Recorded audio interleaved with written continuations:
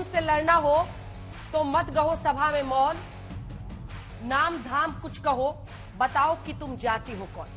ये पंक्तियां रामधारी सिंह दिनकर की फिर से आपको पढ़ के सुनाते हैं।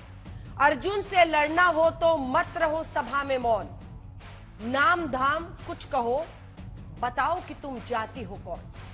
ये पंक्तियां रामधारी सिंह दिनकर की है, जो आज की सियासत में एकदम फिट बैठती है। बिहार में नीतीश कुमार और उनकी सहयोगी आरजेडी शायद यही कह रही है कि बीजेपी से लड़ना हो तो मत रहो मौन, बताओ कि तुम जाति हो कौन और कितने हो।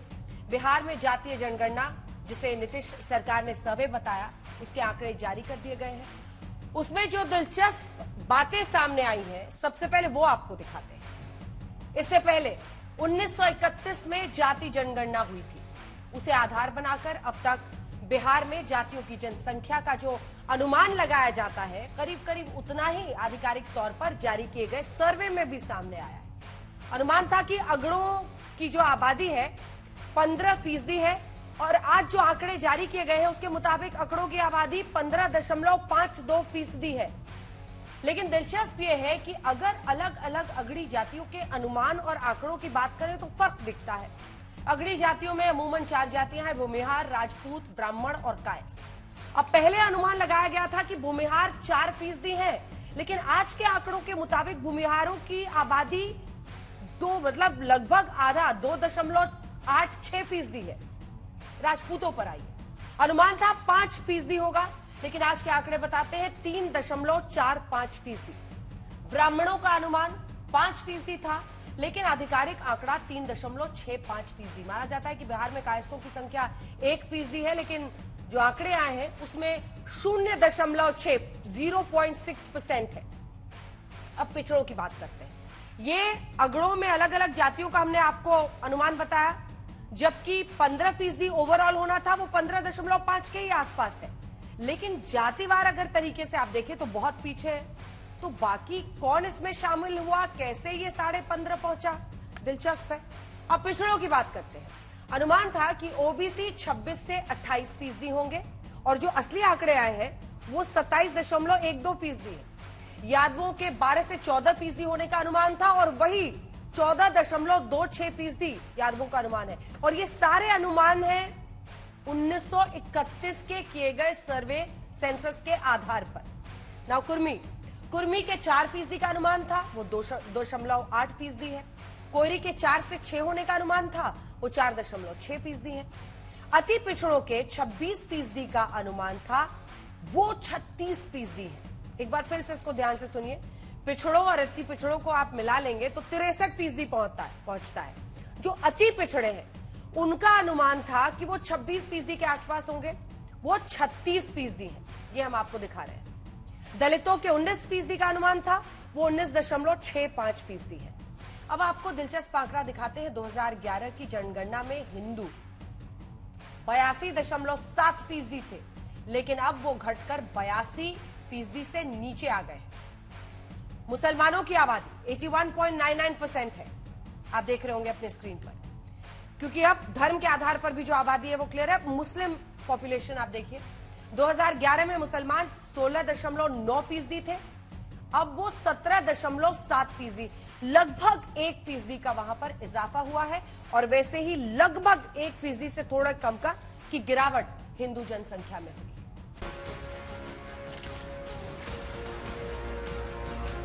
आज गांधी जयंती है, और बिहार की धरती से गांधी जयंती पर जातीय गणित का फॉर्मूला नीतीश कुमार के सियासी प्रयोगशाला से ऐसे निकला है कि ये सीधा 2024 का चुनावी दांव बन रहा है। इसी रिपोर्ट के साथ बिहार के उप मुख्यमंत्री तेजस्वी यादव ने सीधा मोदी सरकार को घेर दिया। कह रहे हैं कि हमने कम समय में जाति जनगणना करा दिया, अब देश में हो जातीय जनगणना। हम लोगों ने कम समय में सरकार बनने के बाद ही कम समय में हम लोगों ने जानकारी इकट्ठा भी की है, और आज ऐतिहासिक दिन पर जो है ऐतिहासिक काम जो है हम लोगों ने किया है, जारी भी किया है। हम लोग तो चाहते हैं कि प्रधानमंत्री जी और भाजपा के लोग जो हैं पूरे देश में जो है जातीय जनगणना जो है कराना चाहिए। ओबीसी की बात करने वाले अपनी राजनीति को परिवार से आगे निकालेंगे क्या? इंदिरा गांधी के बाद राजीव गांधी, राजीव के बाद सोनिया जी, फिर राहुल जी, यहाँ पर लालू जी, फिर राबड़ी जी और फिर तेजस्वी जी, वहाँ मुलायम सिंह जी, अखिलेश जी, ममता जी और उनके भतीजा जी। आम ओबीसी कहाँ है? जातीय जनगणना के सियासी संग्राम में एक पक्ष इसे सामाजिक क्रांति और चुनावी एजेंडा बता रहा है और एक पक्ष इसे भ्रम फैलाने वाली रिपोर्ट बता रहा है। तीर तन गए हैं। नीतीश कुमार को सैल्यूट करते हैं और चाहते हैं कि पूरे देश में घूम घूम करके वो जनता को आंदोलित करें ताकि हर राज्य को जातिगत जनगणना करानी पड़े, और ये अगले चुनाव के लिए एजेंडा भी तय हो गया है। जातीय जनगणना बिहार की जनता में, गरीबों में भ्रम फैलाने के सिवा कुछ नहीं है। इन्हें तो रिपोर्ट कार्ड देने चाहिए थी कि 33 साल 18 साल नीतीश बाबू और 15 साल लालू यादव, ये दोनों ने मिलकर राज किया और गरीबों को क्या उद्धार किया। बिहार के मुख्यमंत्री नीतीश कुमार की पार्टी से पिछड़ों की सोचने वाला नीतीश मॉडल बताते हुए सीधा मोदी सरकार पर हमला बोल रही है। अब नीतीश कुमार की तुलना सीधा कर्पूरी ठाकुर वीपी सिंह से कर रही है तो बीजेपी पूछ रही है कि आबादी के साथ साथ आपने हर जाति की आर्थिक स्थिति का आंकड़ा क्यों नहीं बताया? कर्पूरी ठाकुर फॉर्मूले के तहत, नीतीश कुमार फॉर्मूले के तहत अति पिछड़ों को भी अनुपात के हिसाब से उनका हिस्सा मिलेगा जो 75 वर्षों में कोई सरकार नहीं दे पाई। Thanks to Nitish Kumar. जब द्रौपदी मुर्मू एक आदिवासी नेत्री, गरिमामय नेत्री, देश के राष्ट्रपति बन रहे थे, क्यों विरोध किया था इन लोगों ने? रामनाथ कोविंद का क्यों विरोध किया था? दलित नेता। तो ये सब दिखावा है। चलिए, देश समझता है और समझेगा। बिहार के पूर्व उप मुख्यमंत्री जीतन राम मांझी अब कह रहे हैं कि इन्हीं आंकड़ों पर आरक्षण तय हो। दिल्ली की वो हुकूमत जो उन धर्मांधता फैलाती है, लोगों को जो जीवन का अधिकार है, जो आरक्षण उनका संवैधानिक अधिकार है, उस पर अपरोक्ष रूप से हमला कर रहा है, तो बिहार मॉडल को देश अपनाए। इस जाति जनगणना के मायने आखिर क्या है? दरअसल अब आने वाले वक्त में पिछड़ों के लिए आरक्षण बढ़ाने पर जोर हो सकता है। योजनाओं में अगड़ों की हिस्सेदारी पर असर पड़ेगा। जिसकी जितनी संख्या भारी उसकी उतनी भागीदारी का नारा देने वाले क्षेत्रीय दल बीजेपी की हिंदुत्व वाली राजनीति की काट जाति जनगणना में ढूंढेंगे। हर जाति की आबादी पता चल गई। अब सवाल है कि क्या उस आबादी की ताकत से 2024 की जीत का फॉर्मूला निकलेगा? आज तक ब्यूरो। कुछ आंकड़े आपके सामने रखना चाह रहे हैं, वो जरा आपको दिखा देते हैं। जातिगत तरीके से बिहार में किसकी कितनी आबादी, जो आज का सेंसस आया उसमें ये बार ग्राफ के जरिए आप देखिए। 36% अति पिछड़ा। 2005 में चुनाव में जीतने के बाद, लालू राबड़ी शासन का अंत करने के बाद नीतीश कुमार ने एक सियासी बहुत बड़ी, आप इसे कह सकते हैं, कार्ड खेला था अति पिछड़ा का, एक्सट्रीमली बैकवर्ड कास्ट, और वो उन्होंने उसी का अनुमानित संख्या थी उसकी 26, वो इस जनगणना में 36% आई है, जो सबसे पहला आप बार ग्राफ देख रहे हैं। उसके बाद है ओबीसी, जो अन्य पिछड़ी जातियां हैं, 27%, जिसमें बिहार में अगर आप देखेंगे तो यादव, कुर्मी, कोयरी, कुशवाहा सब इसी में आते हैं, 27%। सबसे बड़ी संख्या इसमें 14% यादवों की है। अब आप देख लीजिए जो एससी है, शेड्यूल्ड कास्ट, उनकी आबादी लगभग 19.65% है। एसटी बहुत कम है, आप देखेंगे तो 1.06% है, और अगड़ी जातियां मिलाकर 15.52%, 15.52%। तो ये ग्राफ आप अपने दिमाग में इसकी पूरी मोहर लगा सकते हैं, जिससे आप समझेंगे। और अगर आगे की जो अति पिछड़ा और पिछड़ा है उसको आपने जोड़ दिया 63%।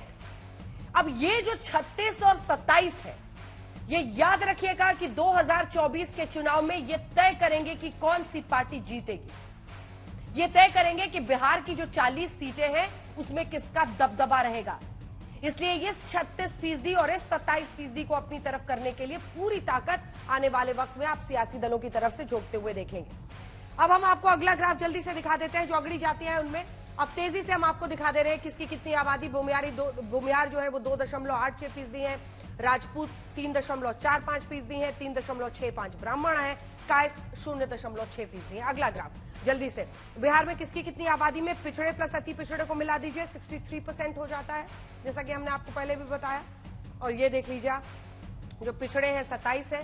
यादव, इसका पूरा ब्रेकअप हम आपको दे रहे हैं, 14.26, कुर्मी 2.8, कुर्मी कोयरी 4.2 है और अति पिछड़े 36 है। अगला ये जो धर्म के हिसाब से है, देखिए 2011 में हिंदुओं की जो संख्या थी वो हम आपको पहले दिखा रहे हैं, माफ कीजिएगा, ये मुस्लिम संख्या है 16.9%, जो कि इजाफा हुआ है और 17.7 पर पहुंच गया है। ये आप नंबर देख रहे हैं उधर, देखिए। अब हम आपको हिंदू का दिखा देते हैं, 82.7% से ये 81.99% हो गए। अब हम आपको जो आंकड़ा दिखा रहे हैं उसका रेलेवेंस अलग ही है, समझिए। जीतन राम मांझी अभी से कह रहे हैं कि अब आप आरक्षण इसी आधार पर दीजिए, तो ये देखिए हमने आपके लिए आंकड़े निकाल के रख लिए हैं। बिहार में किसको कितना आरक्षण मिलता है, जो अति पिछड़ा है, हिस्सेदारी है उनकी 36% अभी के हिसाब से, उनको आरक्षण 18% मिलता है। ये अति पिछड़ा की बात हो रही है। और जब आप पिछड़े पे आएंगे तो 27% उनकी आबादी है और उनको 12% रिजर्वेशन यहां पर मिलता है। जो कुल पिछड़े हैं 63% के आसपास, उनका रिजर्वेशन हो गया 30%, 18 प्लस 12 को मिलाकर तो 30% का हो गया और इधर 63%। ये नंबर आप क्लैरिटी से समझ गए। ये जो पिछड़े हैं और अति पिछड़े हैं उनका कॉम्बिनेशन 63% और इनको आरक्षण 30% मिलता है।